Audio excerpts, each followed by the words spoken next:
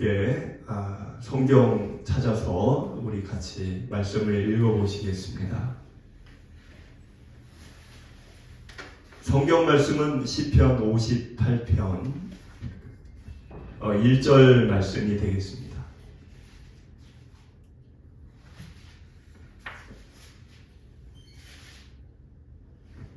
시편 58편 1절 말씀 우리 같이 찾아서 한 목소리로 같이 읽어보시겠습니다. 함께 읽겠습니다. 통치자들아 너희가 정의를 말해하거늘 어찌 잠잠하냐. 인자들아 너희가 올바르게 판결해야 하거늘 어찌 잠잠하냐. 아멘.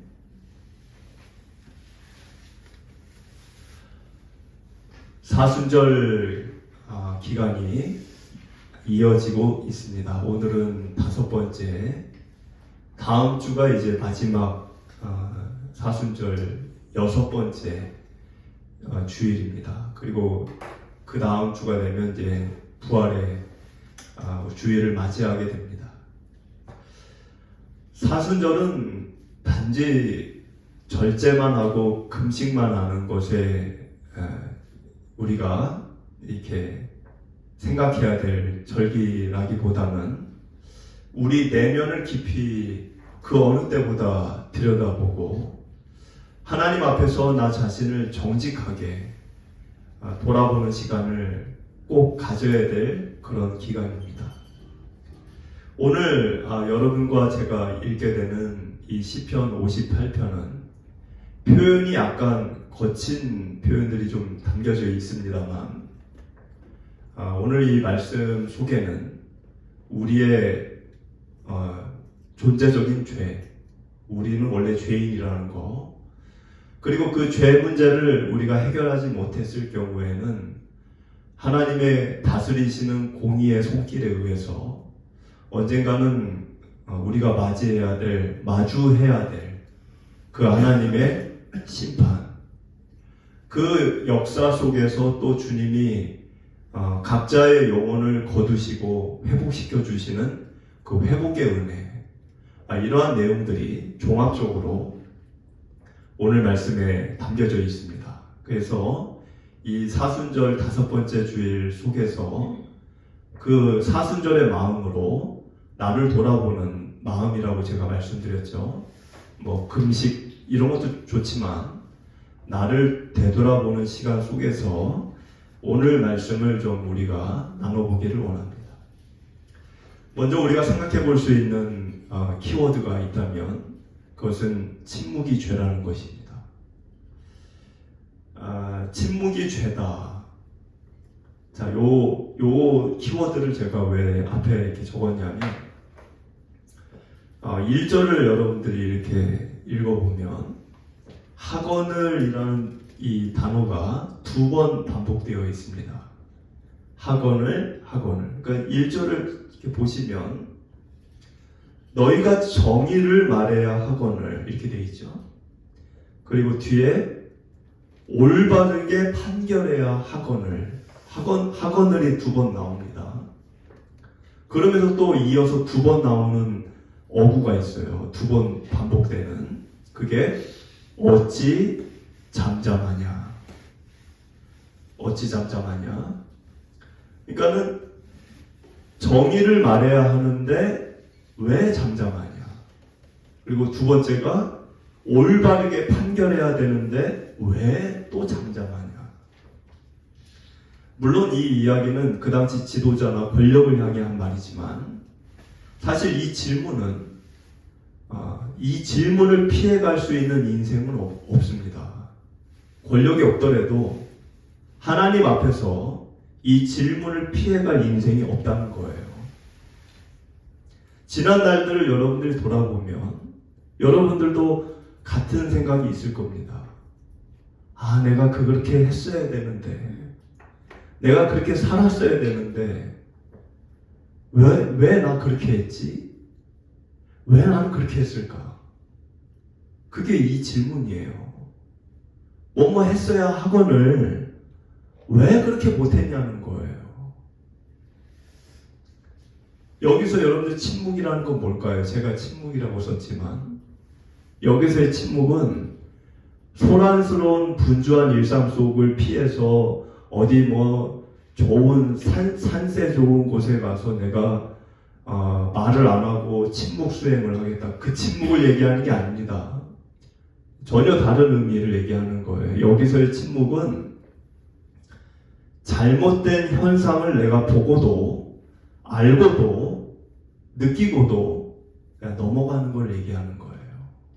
이거는 내적인 게 있고 외적인 게 있습니다. 외적인 거는 뭐죠? 우리가 흔히 잘하는 일들이에요. 당신 잘못한 거야. 말을 그렇게 하면 안 돼. 그렇게 살면 안 돼. 그거는 다른 사람의 문제를 보고 내가 얘기를 하는 거죠. 이거 외적인 거예요. 침묵을 안 하는 거죠. 근데 우리가 못하는 게 뭘까요? 우리가 진짜 못하는 거. 그거는 나의 잘못, 나의 실수, 나의 문제에 대해서 말하지 않고 그냥 넘어가는 겁니다. 우린 여기에 매우 약합니다. 다른 사람이 잘못한 거에 대해서는 말을 해요. 물론 그것도 말을 안 하는 분들이 있습니다만, 대체적으로는 다른 사람의 문제에 대해서 얘기를 잘하죠.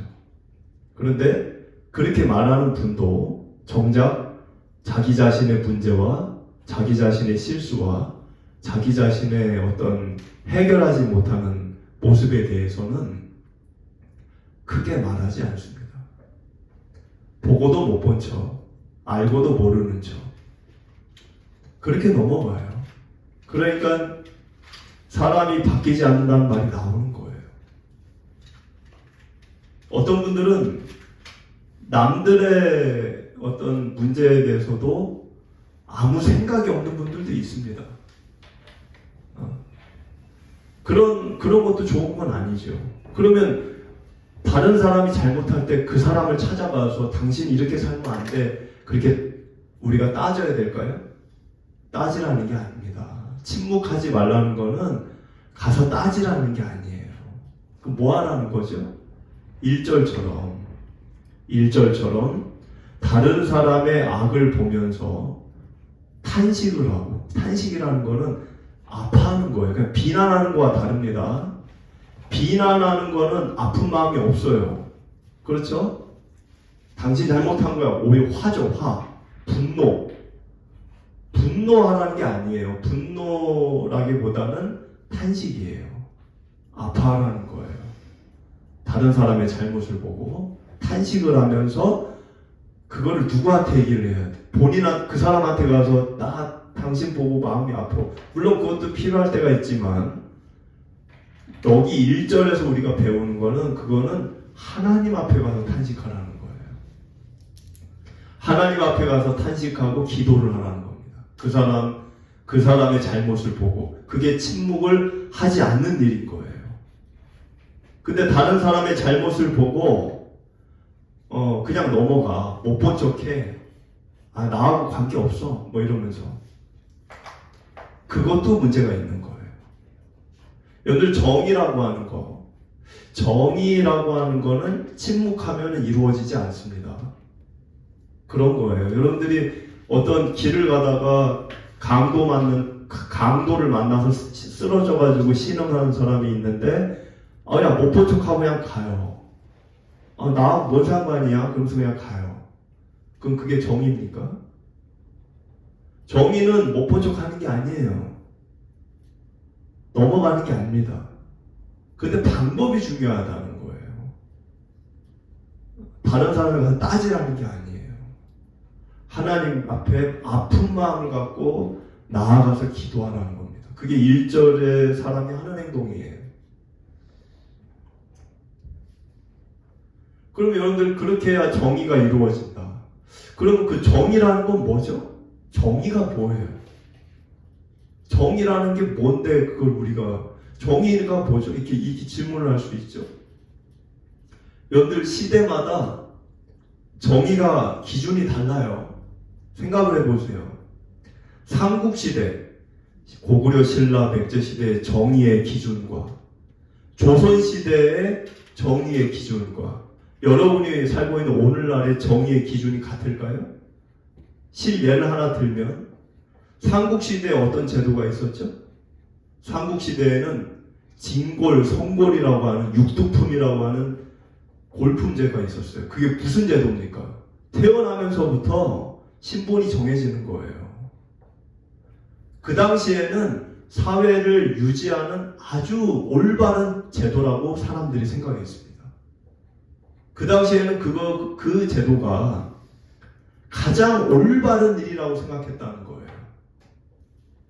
그럼 조선시대는 어땠죠? 조선시대는 유교국가였죠. 유교국가였기 때문에 부모가 자녀의 짝을, 배필을 정해주면 거의 무조건 본인의 의사 반영 안 하고 결혼하는 게 조선시대의 결혼 문화였어요. 본인이 배필을 정하는 게 아니에요. 그냥 엄마나 아빠가 너 누구랑 결혼해? 그럼 무조건 결혼해야 돼. 왜 그렇게 했느냐? 유교에서는 부모의 말에 순종하는 것이 최고의 덕으로 여겼습니다. 가장 올바른 일로 여겼다는 거예요. 그게 내 남편과 아내를 정하는 문제라 할지라도 나는 저 사람 싫어요 이런 말을 하면 올바른 일이 아닌 거예요. 그 당시에는 무조건 결혼해야 되는 거예요. 연려문이라는 제도가 있죠. 조선시대 때 연려문이 뭡니까? 절개를 지킨 여인에게 비석을 세워준다는 거예요. 마을이나 국가에서 그 여자 집 앞에 비석을 세워줘. 이 집에 연려가 있었다. 그 연려문 제도가 뭡니까? 남편이 죽으면 재혼을 하지 않는 거예요. 심지어는 남편이 죽으면 자살을 하면 그거를 칭찬을 했습니다. 그걸 순절이라고 해요. 아니 남편이 죽었는데 내가 그 다음날 자살을 하면 국가에서는 잘했다고 비석을 세워줬다는 거예요. 그 조선시대 때는 그게 올바른 일로 생각했다는 거예요. 양반제도도 그렇죠? 양반제도라는 것도 신분제잖아요. 그러면 삼국시대나 조선시대 때 사람들이 옳다라고 여겼던 이것이 정의다. 이렇게 살아야 된다라고 하는 게 오늘날은 올바른 일이 됩니까?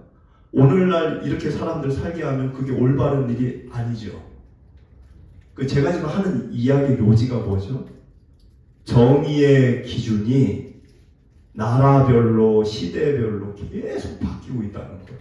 그럼 뭐가 정의예요? 뭐가? 오늘까지 정의였던 게 내년은 정의가 아니야. 이 나라에서는 정의인 게 저 나라 옆에만 가면 아니야. 그럼 뭐가 정의입니까? 여러분들 우리가 이 정의라는 것을 생각할 때 정의를 정하는 그 과정을 여러분들이 좀 아셔야 돼요. 정의를 정한다, 기준을 정한다. 그게 법이 됐든 문화가 됐든 어떤 정의라고 하는 기준을 정할 때 사람들은 어떻게 정하냐면 그 시대 다수가 원하는 거를 소수가 아니에요. 그 시대의 다수가 수많은 사람들이 원하는 것을 정의의 기준으로 세웁니다. 그러니까 시대마다 바뀌는 거예요. 그거를 어려운 말로 공공성이라고 그러는 거예요. 공공성. 다수가 주장을 하면 그게 뭐가 됐든 옳은 일, 올바른 일, 누구나 따라야 되는 일로 정해진다는 거예요. 그럼 여러분들 성경도 그 의견을 찬성할까요? 성경도 맞아. 다수가 이 안에도 지금 우리가 몇 명이 있지만 이 안에 있는 사람들 중에 한두 명만 반대를 하고 나머지가 찬성을 하면 그게 법이 되고 그게 정의가 된다는 거예요. 그 시대에. 그럼 성경도 그렇게 얘기하냐는 거예요. 성경은 그렇게 얘기하지 않습니다. 출애굽기 32장을 보면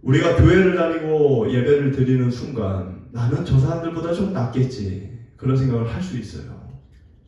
무의식이라도 담배 피는 사람, 단계동 터미널 뒤에서 술 마시는 사람 보면서 아유 나는 저 사람들보다 그래도 나아 내가. 근데 여러분들 아셔야 될 게 우리가 이 사순절 기간 나를 돌아보며 내가 알게 되는 내 모습은 그들과 나는 같다는 거예요. 아까 제가 얘기했잖아요. 보균자라고.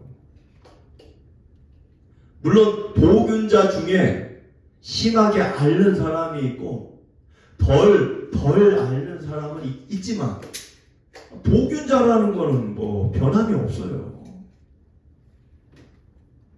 그래서 2절을 보면 중심의 악 이런 단어가 나오죠. 마음의 중심의 악을 다 갖고 있다는 거예요. 그리고 3절은 뭐라 그래요? 악인은 모태에서부터 멀어졌다. 여러분들 로마서 말씀 다 아시죠? 의인은 없나니 하나도 없다. 그 말은 뭐예요? 모든 사람 악인이라는 거예요. 여기 3절의 악인이 단계동에서 술 마시는 사람은 악인이 아니고 모든 사람이 다 악인이에요. 근데 모든 사람이 악인인데 그 악인의 그 본질적 모습이 뭐라는 거예요? 모태에서부터 멀어졌다. 엄마 뱃속에서부터 단절되고 분리되고 멀어졌다는 거예요. 뭐로부터? 하나님으로부터. 하나님으로부터. 태어나면서부터 하나님으로부터 다 그렇게 멀리 떨어져가지고 태어났다는 거예요. 다. 그래서 사람은 의와 거룩이 낯설어요. 오히려 악한 게 익숙합니다.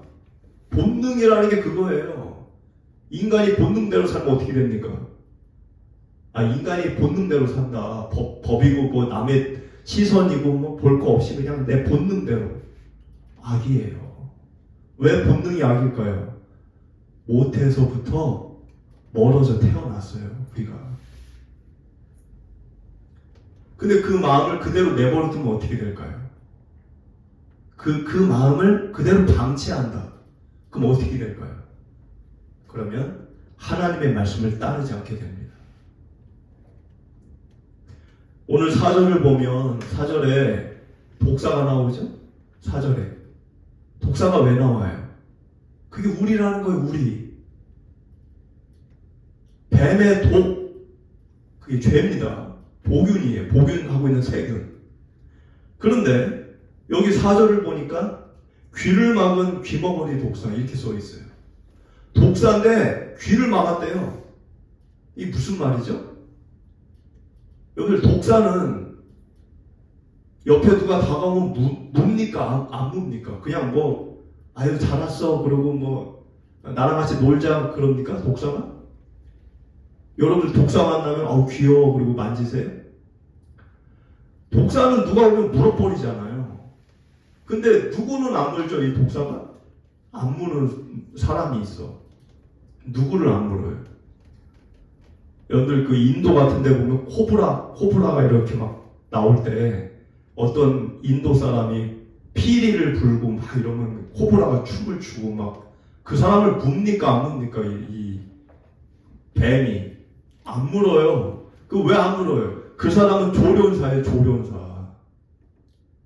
뱀을 이렇게 훈련시키는 조련사. 그게 5절에 써 있어요. 5절에 보면 술사 단어가 있죠? 옆에 보면 능숙한 술개. 이게 그 조련사예요. 그럼 뱀인데 코브라가 얼마나 독이 많습니까? 근데 그 뱀인데 훈련이 되면 이 뱀이 조련사를 물지 않아요. 그런데 귀를 막으면, 여러분들 귀를 막았다 그랬죠? 아까 4절에. 독사가 귀머거리가 돼서 피리 소리가 안 들려. 어제까지는 들렸는데 오늘 귀머거리가 됐어. 피리를 열심히 부는데 이게 들리지가 않아. 그럼 이 독사가 어떻게 해요? 아무것도 안 들리니까 물어버리는 거야. 그래서 여러분들 그럼 이 피리 부는 이 인도 사람이 이놈이 이거 어제까지는 잘 춤을 췄는데 오늘 좀 현찮네. 내 피리 소리를 못 듣나고 피리를 더 크게 부르겠죠. 더 크게 소리를 더 크게. 그래도 효과가 있어요, 없어요? 귀를 먹었으니까 효과가 없어요. 그게 우리라는 거예요. 우리가 하나님의 말씀이 내 귀에 크게 들려도 내 귀가 먹어버리면 그 말씀의 반응을 안 한다는 거예요. 그냥 물어버리는 거예요. 그럼 우리는 어떻게 될까요? 이런 본능이 있는데 그 해결책은 공의를 갈망해야 합니다. 여기 이제 오늘 말씀 그 공의를 갈망한다는 거는 뭐냐? 탄식이 들어가야 돼요. 첫째. 그러니까 오늘 이 58편은 학설적으로는 탄식시로 분류가 됩니다. 그러니까 탄식이라는 게 내가 지금 지난주 돈을 못 벌어서 내 직장에서 잘려가지고 탄식하는 게 아니고 지금 이 탄식이라고 하는 58편의 탄식은 악한 거를 보고 탄식하는 거예요. 세상의 악, 이 나라의 악, 우리 가정의 악, 내 직장의 악, 나 자신의 악, 그거를 보고 탄식을 하는 거예요. 탄식을 하는 게 공의를 갈망하는 거와 연결이 됩니다. 지금도 불공정하고 불평등하고 또 악이 승승장구하는 시대를 저와 여러분이 살고 있어요. 지금도 말씀대로 살면 손해보고 오히려 거짓말하면 이득을 취하는 시대에 살고 있어요. 그런 세상을 보면서 다윗이 하나님, 이런 세상을 내가 보고 있자니 마음이 아픕니다. 탄식이 됩니다. 하나님의 공의가 이루어지게 해주세요. 이 나라에, 이 세상에. 그게 갈망이죠. 공의를 갈망. 그럼 공의가 그렇게 해서 실현이 되려면 반드시 뭐가 개입돼야 될까요? 만약에 공의가 세상에 이루어져야 된다. 그러면 그냥 자고 일어나면 그 다음날 공의가 막 세상에 이렇게 이루어지나요? 공의가 이루어지려면 악인이 멸해져야 되는 거예요. 그러니까 악인이라기보다는 정확히 얘기하면 악이 사라져야 되는 거예요. 악이 여전히 버젓이 있는데, 버젓이 시퍼렇게 악이 있는데 공의가 이루어질 수 있습니까? 그건 불가능한 거예요. 여러분, 곰팡이가 벽에 있는데 그 가리면 되는 거예요. 그냥 다른 걸로 덮으면 되는 거예요. 이 악이라고 하는 거는 제거를 해야 되는 거예요. 제거. 그래야 공의가 이루어지는 거예요. 그래서 하나님의 섭리가 이 세상 가운데 있습니다. 그 섭리는 우리가 다 알 수 없어요. 하나님의 공의의 섭리를. 근데 지금 6절부터 9절을 여러분들 보시면 좀 아까 거친 표현이 있다고 그랬죠? 그게 6절에서 9절이에요. 그들의 이를 꺾고서서 6절. 이빨을 부러뜨리라는 거지. 7절 화살이 꺾인, 화살은 그 당시 무기잖아요. 지금으로 얘기하면 탄도미사일을 박살내소서. 8절 태어난 아이가 햇빛을 못 보는 것처럼 하게 하소서. 9절에 강한 바람에 휩쓸려 가게 하소서. 이거는 거의 그냥 태풍 같은 어떤 강풍으로 그냥 재난 속에서 그냥 사라지는 거. 좀 무서운 말들이 들어가 있죠. 근데 이 말들을 보면 이 말들은 사람에게 초점이 있는 게 아닙니다. 그러니까 우리가 뭘 기뻐해야 될까? 지금 이어서 제가 말씀드리면 10절을 보면은 10절에 의인이 악인의 보복당함을 보고 기뻐한다고 그래요. 그러면 사람이 죽고 사람이 어려움을 겪는 걸 보고 내가 그걸 기뻐하라는 거냐? 그런 장면이 아니에요. 이 장면은 하나님의 정의가 세상 가운데 이루어지는 것을 보고 기뻐하라는 거지 누군가가 멸망하는 것을 보고 기뻐하라는 게 아니에요. 그건 안타까운 일이죠. 그건 안타까운 일이에요. 그런데 결과적으로 그 일을 통해서 하나님의 공의와 정의가 세상 가운데 이루어진다면 그걸로 기뻐할 수 있다는 것입니다. 이걸 우리가 잘못 생각하게 되면 내가 싫어하는 누군가가 멸망하거나 죽는 것을 보고 기뻐하라는 것이냐? 그게 아니에요. 우리의 기쁨을 거기에 두면 안 됩니다. 우리의 기쁨은 철저히 사람이 아니에요. 하나님의 공의예요. 하나님의 의로움. 하나님의 의로움이 이루어지는 걸 보고 기뻐하라는